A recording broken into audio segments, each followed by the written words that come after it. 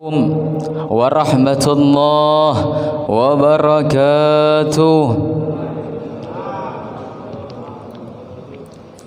الحمد لله الملك الشكور الولي الصبور العالم بذات الصدور الذي بيده كل شيء مقدور وحذر محظور.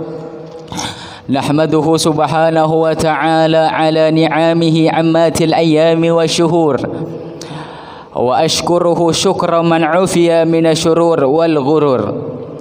أشهد أن لا إله إلا الله وحده لا شريك له شهادة تعنس قائلها من وحشة القبور.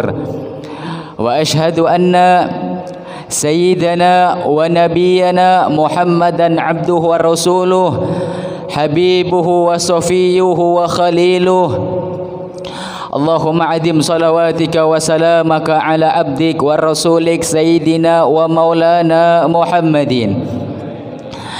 إمام أهل الشكور وعلى آله الطهور وعلى أصحابه الخيور ومن تبعهم بإحسان إلى يوم العشي والبكور، وعلينا معهم وفيهم برحمتك يا رحمن يا غفور. سبحانك لا علم لنا إلا ما علمتنا إنك أنت العليم الحكيم، ولا حول ولا قوة إلا بالله العلي العظيم.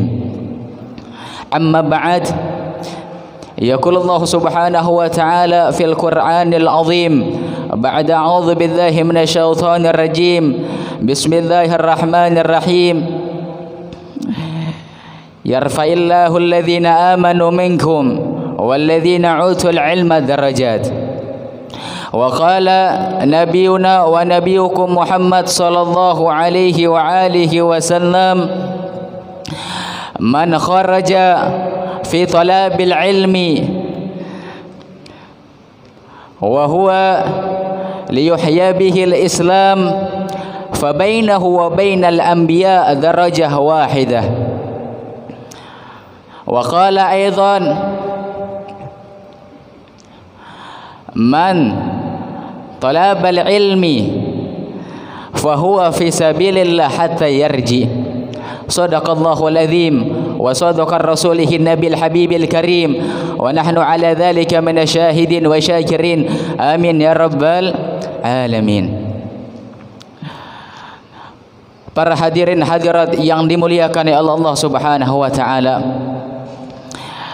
pada kesempatan yang mulia ini kami menyampaikan salam daripada guru kami, yakni Al-Ustaz Abdul Rauf bin Sirajuddin, karena beliau berhalangan tidak bisa hadir pada kesempatan ini, tapi selalu kita mengharapkan keridhaan beliau. Semoga kita selalu mendapatkan keberkahan daripada beliau, dan kita tidak diharamkan, tidak keluar daripada majlis ini kecuali Allah Subhanahu wa taala telah mengampuni dosa-dosa kita. Amin ya rabbal alamin. Jadi kalau kata pepatah Indonesia itu mengatakan tak kenal maka tak sayang. Nah, jadi kulo di sini ingin memperkenalkan diri. Ya. Nama kulo ini Muhammad Jamil, santri daripada Al-Ustaz Abdul Rauf bin Sirajuddin. Alhamdulillah telah mengaji kepada beliau kurang lebih 5 tahun. Asli Kalimantan, masih jomblo, ya, belum menikah. Alhamdulillah. Ya, pingin bahasa Jawa cuma belum bisa bahasa Jawa. Kurang lebih 5 tahun belum bisa bahasa Jawa. Kalau ketika Al-Ustaz Abdul Rauf bin Sirajuddin tidak bisa hadir, maka guru kami yang bernama Al-Ustaz Mulki Hadi, ya, beliau sudah berada di Yaman, beliau yang menggantikan. Walhamdulillah kulo dikasih kesempatan bisa menggantikan daripada majlis-majlis beliau Al-Ustaz Abdul Rauf bin Sirajuddin. Jadi kalau lebih tepatnya bukan menggantikan. Jadi kalau menggantikan itu derajatnya sama, ilmunya sama. Jadi hanya mengisi keistiqomahan saja. Ya, saling sharing, saling membagi ilmu. Semoga harapan kita di dalam majlis yang mulia ini Allah Subhanahu wa taala mengampuni dosa-dosa kita. Amin ya rabbal alamin. Allahumma ij'al nufusana mutma'innah tu'min biliqa'ik wa taqna' bi ata'ik wa tarda bi qada'ik bi rahmatika ya arhamar rahimin. Alhamdulillah summa alhamdulillah. Segala puji bagi Allah Subhanahu wa taala. Nggih, bersyukur kita kepada Allah Subhanahu wa taala yang mana Allah Subhanahu wa taala adalah zat satu-satunya yang masih memberikan kepada kita begitu banyak kenikmatannya. Nikmat berupa taufik dan hidayah serta inayah, sehingga kita masih diizinkan oleh Allah Subhanahu wa taala untuk berkumpul di dalam perkumpulan yang insyaallah dirahmati oleh Allah Subhanahu wa taala. Kata Rasulullah sallallahu alaihi wasallam, Allah Subhanahu wa taala nggih setiap harinya menurunkan 360 pandangan kepada hamba-hambanya. Setiap harinya 360 pandangan. Kata Rasulullah sallallahu alaihi wasallam, barang siapa yang mendapatkan satu pandangan saja, bukan 360 pandangan, tapi satu pandangan saja yang didapatkan daripada seorang hamba yang diturunkan dari Allah Subhanahu wa taala, kata Rasulullah sallallahu alaihi wasallam, maka dia tidak akan diazab oleh Allah Subhanahu wa taala.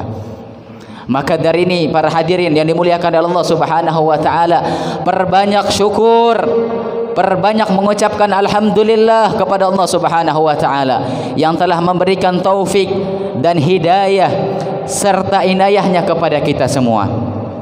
Tidaklah kita berkumpul di dalam perkumpulan ini, ya, tidak ada perkumpulan yang lebih indah, tidak ada perkumpulan yang lebih dicintai oleh Allah Subhanahu wa taala kecuali perkumpulan yang mana di dalamnya disebutkan nama Allah serta nama baginda Nabi Muhammad sallallahu alaihi wasallam. Sallu ala Nabi Muhammad. Ya, jadi perkumpulan yang kita adakan pada subuh yang mulia ini adalah perkumpulan yang sangat mulia. Maka dari itu kata Rasulullah sallallahu alaihi wasallam, inna lillahi ta'ala malaikatan sayyahin yajubuna turuqat yabhasuna an hilqati dhikr fa in wajadu qauman yadhkuruna Allah tanadaw halummu wa qalu hadhihi bughyatukum, kata Rasulullah sallallahu alaihi wasallam.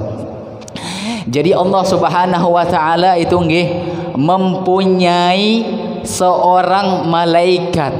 Nggih, ada malaikat yang diutus oleh Allah Subhanahu wa taala yang sifatnya sayyahin. Jadi kalau di dalam bahasa Arab sayyahin itu malaikat yang selalu bertamasya, berkeliling. Tugasnya itu berkeliling mencari orang-orang menyebut nama Allah Subhanahu wa taala. Allah Subhanahu wa taala mempunyai banyak para malaikat. Ada yang malaikat ditugaskan untuk memikul arsy Allah Subhanahu wa taala. Ada malaikat yang ditugaskan oleh Allah Subhanahu wa taala untuk memberi rezeki daripada setiap makhluk. Tapi ini ada yang ditugaskan oleh Allah Subhanahu wa taala malaikat sayyahin. Apa itu sayyahin? Malaikat yang selalu bertamasya keliling mencari majlis ilmunya Allah Subhanahu wa taala. Kalau malaikat sudah bertemu daripada majlis ilmunya Allah Subhanahu wa taala seperti perkumpulan yang kita adakan pada subuh yang mulia ini, maka malaikat tersebut mampir singgah. Kemudian apa yang dilakukan malaikat? Yang dilakukan malaikat adalah melaporkan kepada Allah Subhanahu wa taala, "Oh fulan bin fulan ya Rabb." Ya, berkumpul di dalam majlis ilmunya Allah Subhanahu wa taala karena bertujuan menuntut ilmunya Allah Subhanahu wa taala. Maka nama kita kulo dan jenengan-jenengan sedoyo nggih, ini disebutkan oleh Allah Subhanahu wa taala, dimuliakan nama-nama kita sampai disebutkan, dipaparkan nama kita dengan lengkap, bahkan ayah-ayah kita disebutkan oleh Allah Subhanahu wa taala di depan para malaikat Allah Subhanahu wa taala. Alhamdulillah. Maka dari sini guru kita Al-Ustaz Abdul Rauf bin Sirajuddin di dalam salah satu pengajiannya beliau mengatakan, menukil daripada kalam Ibnu Athaillah As-Sakandari di dalam kitab hikamnya, beliau mengatakan, in aradta an ta'rifa qadra indah fanzur fi madza yuqimu. Kata beliau Al-Imam Ibnu Athaillah As-Sakandari, beliau mengatakan, in aradta an ta'rifa qadraka indahu fanzur fi madza yuqimu. Kalau engkau ingin mengetahui apakah Allah Subhanahu wa taala ini cinta kepada kita, apakah kita ini termasuk hamba yang sudah memenuhi fasilitas, yang sudah memenuhi apa yang diinginkan oleh Allah Subhanahu wa taala, apakah kita ini seorang hamba yang sudah menghambakan diri kita kepada Allah Subhanahu wa taala, maka kata beliau, fanzur fi madza yuqimu. Engkau lihat Allah Subhanahu wa taala ini menempatkan engkau di posisi apa sekarang. Jadi mohon maaf nggih, kula tangklet jenengan sudoyo. Nah, jadi bisa bahasa Jawa sedikit-sedikit ya. Kula tangklet kula sedoyo. Kula dan jenengan ini saat ini pada subuh ini ditempatkan oleh Allah Subhanahu wa taala di mana? Di tempat kebaikan atau di tempat buruk? Nggih. Bahasa Jawanya apa itu? Sae atau awon? Ulang lagi nggih. Sae atau awon? Sae nggih. Jadi biasanya Al-Fakir ini mendengarkan kata-kata saya ini biasanya kalau ada orang takziah, ada orang meninggal. Jadi saya atau awon. Jadi kalau itu berpikir dalam hati, ini yang jualan rawon siapa ini, saya bilang. Ya, enggak ada, sekalinya itu bahasa Jawa artinya baik atau buruk. Ya. Kita ditempatkan oleh Allah Subhanahu wa taala pada kesempatan yang mulia ini tempat yang paling terbaik. Bayangkan, dikatakan dalam hadis baginda Nabi Muhammad SAW, ada salah satu hadis yang disampaikan oleh baginda Nabi Muhammad SAW. Di dalam bunyi hadis tersebut dikatakan, ya, orang yang berkumpul di dalam majlis ilmunya Allah Subhanahu wa taala, sa'atun fi majlisil ilmi khair min alfi raqabah. Kata Rasulullah SAW, orang yang berkumpul di dalam majlis ilmunya Allah Subhanahu wa taala, kata-katanya itu adalah sa'ah. Sa'ah itu di dalam bahasa Arab kalau kita ngaji itu sebentar. Lahwah mungkin bisa sejam, mungkin bisa semenit, mungkin bisa setengah jam. Kata-katanya sa'ah. Maka kata Rasulullah SAW, khair min alfi raqabah. Kata Rasulullah SAW, lebih baik bagi seorang hamba yang mempunyai budak sebanyak 1000 budak. Kemudian beliau lepaskan, beliau merdekakan budak tersebut li ajli apa? Untuk mendapatkan keridhaan Allah Subhanahu wa taala. Subhanallah. Jadi kula dan jenengan lebih baik daripada orang tersebut yang mengadakan daripada melepaskan budak sebanyak 1000 budak. Masya Allah, ini keutamaan besar yang diberikan oleh Allah Subhanahu wa taala, yang mana Allah Subhanahu wa taala tidak memberikan kepada semua makhluknya. Bahkan di dalam hadis baginda Nabi Muhammad SAW mengatakan di dalam hadisnya, kata beliau, man ghada ilal masjidi la yurid illa an yata'allama ilma au yu'allim kana lahu ajrun tamun fi hajati. Kata Rasulullah SAW, seseorang yang dia hadir pergi menghadiri majlisnya ilmu subhanahu wa ta'ala, berangkat ke masjid, ya, tidak ada lain, tidak mempunyai maksud lain kecuali hanya ingin menuntut ilmunya Allah subhanahu wa ta'ala, ingin menimba ilmunya Allah subhanahu wa ta'ala, ingin mengerjakan atau mendengarkan pengajian-pengajian yang mana di dalamnya disebutkan daripada sifat-sifatnya Allah subhanahu wa ta'ala serta kemuliaan daripada baginda Nabi Muhammad sallallahu alaihi wasallam, maka hamba tersebut mendapatkan pahala seperti orang yang mengerjakan haji tamah, kata Rasulullah sallallahu alaihi wasallam. Dia mendapatkan pahala seperti orang yang mengerjakan haji secara sempurna. Masya Allah. Jadi secara tidak langsung kulo dan jenengan pada saat ini mendapatkan ganjaran dari Allah subhanahu wa ta'ala seperti orang yang mengerjakan haji. Kita tahu orang yang mengerjakan haji itu belum tentu dia secara sempurna.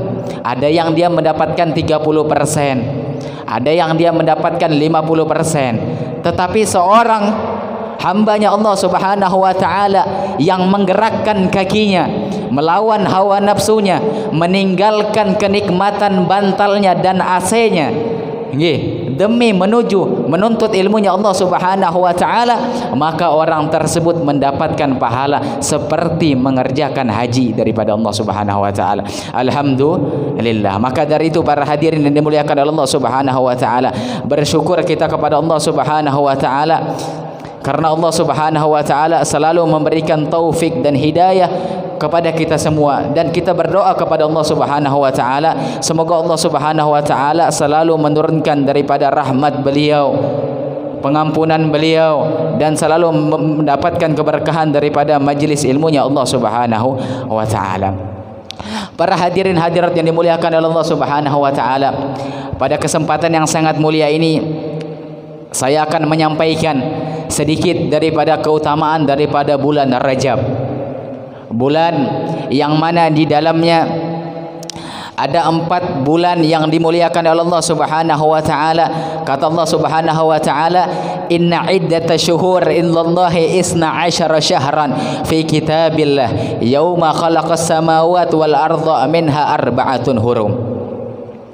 Jadi di dalam 1 tahun itu Allah subhanahu wa ta'ala menyiapkan kepada hambanya ada 4 bulan yang dimuliakan oleh Allah subhanahu wa ta'ala. Dikatakan bulan haram karena di dalamnya di zaman baginda Nabi Muhammad SAW itu diharamkan melakukan peperangan. Di antaranya bulan Dzulqa'dah, bulan Dzulhijjah, bulan Muharram, dan terakhir alhamdulillah yang sekarang ini kita berada di bulan Rajab. Dikatakan bulan Rajab diambil dari kata-kata mustaq, diambil dari kata-kata tarjib. Jadi kalau dalam bahasa Arab tarjib, Rajab, tarjib itu artinya ta'zim, kemuliaan. Jadi kalau kata baginda Nabi Muhammad SAW, Rajab syahrullah, wa Sya'ban syahri, wa Ramadan syahri ummati. Kata Rasulullah SAW, Rajab ini bulannya Allah Subhanahu wa ta'ala, bulan yang mana kata ulama bulan perdamaian antara hamba dengan Allah Subhanahu wa ta'ala. Itu bulan Rajab. Amalan yang paling banyak dianjurkan oleh ulama, kata ulama, al-istighfar. Jadi bulan Rajab ini dianjurkan bagi kita untuk memperbanyak bulan istighfar. Ya. Jadi kata ulama, Rajab syahrul istighfar wa Sya'ban syahrus shalah ala Nabi Muhammad sallallahu alaihi wasallam. Rajab ini syahrul istighfar, bulan yang mana dianjurkan oleh setiap hamba untuk memperbanyak daripada melakukan istighfar. Kita mengetahui, kita menyadari setiap daripada per individu kita pasti melakukan kesalahan. Betul atau betul? pasti melakukan kesalahan. Yang jadi masalah adalah ketika seorang hamba tidak mengakui daripada dirinya bahwasanya dia melakukan kesalahan. Maka dari itu, mumpung di bulan Rajab seperti ini, kita memperbanyak daripada istighfar. Kata salah satu imam mengatakan, Al-Imam Wahab bin Munabbih. Jadi ada ulama besar yang bernama Al-Imam Wahab bin Munabbih. Beliau mengatakan di dalam salah satu makalah beliau, waqad qara'tu fi kutubillahi al-munzalah. Saya ini sudah membaca di dalam kitab-kitab samawi, kitab-kitabnya Allah Subhanahu wa taala. Kemudian kata beliau, man istaghfara Allah fi Rajab bil ghadati wal ashi yarfa' yadayhi wa yaqul Allahumma ighfir warhamni wa tub alayya 70 marrah. Kata beliau, barang siapa yang melaksanakan atau memperbanyak membaca istighfar di bulan Rajab dengan kalimat Allahumma ighfir warhamni wa tub alayya. Saya ulangi kembali, Allahumma ghafir atau Allahumma ghafirli warhamni wa tub alayya. Berapa jumlahnya? 70 kali, 70 marrah, 70 kali. Maka kata beliau, lan tamussan naru jasadan jildan lahu. Maka orang yang membaca seperti ini, amalan istighfar seperti ini, tidak akan jasadnya disentuh api neraka oleh Allah Subhanahu wa taala. Masya Allah. Ini amalan yang dilakukan atau yang dianjurkan daripada Al-Imam Wahab bin Munabbih. Kemudian bulan Rajab juga dikatakan Syahrul Asab. Syahrul Asab dikatakan asab karena kata ulama, asab itu dalam bahasa Arab artinya curahan rahmat. Saking banyaknya rahmat yang diturunkan oleh Allah Subhanahu wa taala pada bulan Rajab ini, dikatakan tasubbul asab, tazubbur rahmah. Bulan yang paling banyak diturunkan rahmat daripada bulan tersebut. Banyak istiqomah atau amalan-amalan yang dianjurkan oleh ulama, di antaranya juga puasa. Kata ulama, di dalam hadis baginda Nabi Muhammad SAW, man shoma sabi' wal ishrin min Rajab. Barang siapa yang mengerjakan puasa di tanggal 27 daripada bulan Rajab. Jadi masih lama. Kita masih di awal Rajab ini. Masih awal, berarti berapa minggu ke depan. Barang siapa yang puasa di tanggal 27 daripada bulan Rajab, maka kata Rasulullah SAW, kutiba lahu siyam sittina syahra. Maka orang tersebut diganjar, ya, sama saja dia melaksanakan puasa sebanyak atau selama 60 bulan. Berarti jumlahi saja itu 60 bulan, berarti berapa? Ya, berapa itu? Banyak, luar biasa itu. Nah, orang yang mengerjakan puasa pada tanggal 27 daripada Rajab, maka Allah Subhanahu wa taala menganjarkan atau mengganjarin daripada dia sittina syahra, sebanyak 60 bulan. Nah, berarti kalau bisa kulo dan jenengan puasa pada tanggal 27 daripada bulan Rajab. Karena ini fadilahnya luar biasa, kata ulama. Fadilahnya luar biasa. Maka perbanyak istighfar, perbanyak puasa. Ini adalah salah satu amalan yang dianjurkan oleh ulama, perbanyak di dalam bulan Rajab. Bahkan Rasulullah SAW mengatakan di dalam hadisnya. Jadi ada satu hadis yang berbunyi, khamsu layalin la turaddu fihinna du'a. Di dalam satu tahun itu ada 5 malam yang tidak mungkin ditolak doanya. Jadi ada seorang hamba yang ini berdoa kepada Allah Subhanahu wa taala, ingin agar hajatnya dikabulkan oleh Allah Subhanahu wa taala. Kata Rasulullah, ada 5 malam yang tidak mungkin ditolak oleh Allah Subhanahu wa taala. Pertama, awalul lailah min Rajab. Malam pertama daripada bulan Rajab. Alhamdulillah sudah lewat. Sudah lewat. Kita sudah kelewatan ini semua. Tapi setidaknya kita mengetahui daripada fadilah bulan Rajab. Awalul lailah min Rajab. Awal pertama daripada bulan Rajab. Kemudian kata Rasulullah, wa lailatun nisfi min Sya'ban. Lailatul nisfi min Sya'ban. Nanti Lailatul Sya'ban, 15 malam di bulan Lailatul Sya'ban. Nah, itu dianjurkan untuk perbanyak doa. Kemudian Lailatul Jum'ah, malam Jumat. Setiap minggu kita diadakan, ya, setiap minggu kita dihidangkan oleh Allah Subhanahu wa taala, diberi kesempatan menemui malam Jumat. Perbanyak doa di sini. Malam Jumat. Ya, ini malam tidak ditolak daripada doa hamba tersebut. Kemudian Lailatul Fitri, malam Idul Fitri. Jadi perbanyak doa di situ. Malam Lailatul Fitri. Kemudian yang terakhir malam Lailatul Idul Adha.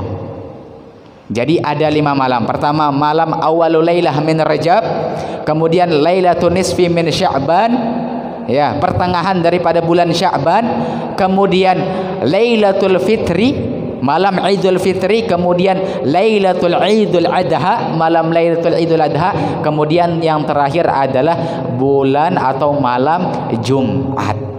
Alhamdulillah. Nah, ini fadilah daripada bulan Rajab. Semoga kita mendapatkan keberkahan daripada bulan Rajab.